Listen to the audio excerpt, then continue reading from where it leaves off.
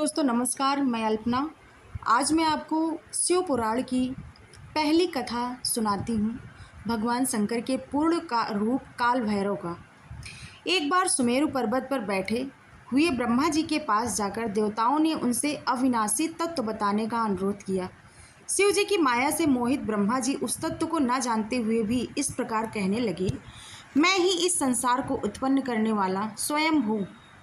अजन्मा एकमात्र ईश्वर, अनादि भक्ति ब्रह्म घोर निरंजन आत्मा हूँ। मैं ही प्रवृत्ति और निवृत्त का मूलाधार सर्वलीन पूर्ण ब्रह्म हूँ। ब्रह्मा जी ऐसा की पर मुनि मंडली में विद्यमान विष्णु जी ने उन्हें समझाते हुए कहा कि मेरी आज्ञा से तो तुम सृष्टि के रचयिता बने हो, मेरा अनादर करके तुम अपने प्रभुत्व की बात कैसे कर रहे हो। इस प्रकार ब्रह्मा और विष्णु अपना अपना प्रभुत्व स्थापित करने लगे और अपने पक्ष के समर्थन में शास्त्र वाक्य उद्धृत करने लगे।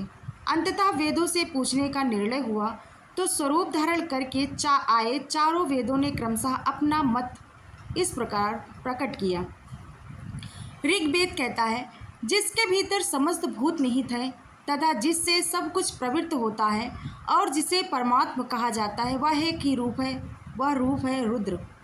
यजुर्वेद ने कहा, जिसके द्वारा हम वेद भी प्रमाणित होते हैं तथा जो ईश्वर के संपूर्ण यज्ञों तथा योगों से भजन किया जाता है, सबका दृष्ट वह एक शिव है। सामवेद ने कहा, जो समस्त संसारी जनों को भरमाता है, जिसे योगी जन ढूंढते हैं और जिसकी शांति से सारा संसार प्रकाशित होता है, वो एक त्र्यंबकम शिव जी ही हैं। अथर्ववेद ने कहा, जिसकी भक्ति से साक्षात्कार होता है और जो सब या सुख दुख अतीत अनादि ब्रह्म है, वह केवल एक ही है, शंकर जी। विष्णु ने वेदों के इस कथन को प्रताप बताते हुए नित्य शिवा से रमण करने वाले दिगंबर पीतवर्ण धूल धूस रित प्रेमनाथ कुवेटाधारी सर्वावेष्टित विपनवाही निसंग शिव जी को पर ब्रह्म मानने से इनकार कर दिया। ब्रह्मा विष्णु विवाद को सुनकर ओंकार ने शिव जी की ज्योति नित्य और सनातन पर ब्रह्म बताया, परंतु फिर भी शिव माया से मोहित ब्रह्मा विष्णु की बुद्धि नहीं बदली। उस समय उन दोनों के मध्य आदि अंत रहित एक ऐसी विशाल ज्योति प्रकट हुई कि उससे ब्रह्मा का पंचम सिर जलने लगा। इतने में त्रिशूलधारी नील लोहित शिव वहाँ प्रकट हुए तो अज्ञानतावश ब्रह्मा उन्हें अपना पुत्र समझकर अपनी शरण में आने को कहने लगे। ब्रह्मा की बातें सुनकर शिव जी अत्यंत क्रोधित हुए और उन्होंने तत्काल भैरव को प्रकट कर उससे ब्रह्मा पर शासन करने का आदेश दिया। आज्ञा का पालन करते हुए भैरव ने अपनी बाईं उंगली से नखाग्र से ब्रह्मा जी का पंचम सर काट डाला।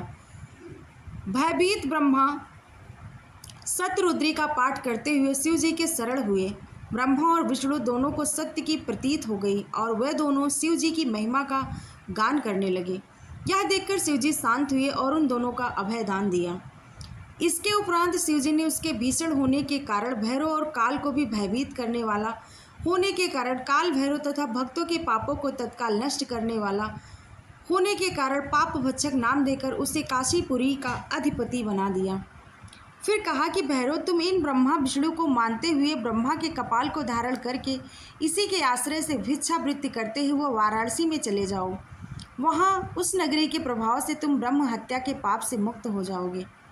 शिव जी की आज्ञा से भैरव जी हाथ में कपाल लेकर ज्यों ही काशी की ओर चले, ब्रह्म हत्या उनके पीछे पीछे चली। विष्णु जी ने उनकी स्तुति करते हुए उनसे अपने को उनकी माया से मोहित न होने का वरदान मांगा। विष्णु जी ने ब्रह्म हत्या के भैरव जी के पीछा करने की माया पूछना चाही तो ब्रह्म हत्या ने बताया कि वह तो अपने आप को पवित्र और मुक्त होने के लिए भैरव का अनुसरण कर रही है। भैरव ज्यों ही काशी पहुँचे त्यों ही उनके हाथ से चिमटा और कपाल छूटकर पृथ्वी पर जा गिरा और तब से उस स्थान का नाम कपाल मोचन तीर्थ पड़ गया। इस तीर्थ में जाकर सबविध पिंडदान और देवपितृ तर्पण करने से मनुष्य ब्रह्म हत्या के पाप से निवृत्त हो जाता है। दोस्तों, भगवान शंकर के पूर्ण रूप काल भैरव की कथा आपको कैसी लगी? अच्छी लगी हो तो प्लीज़ लाइक सब्सक्राइब करिएगा। जय श्री राधे।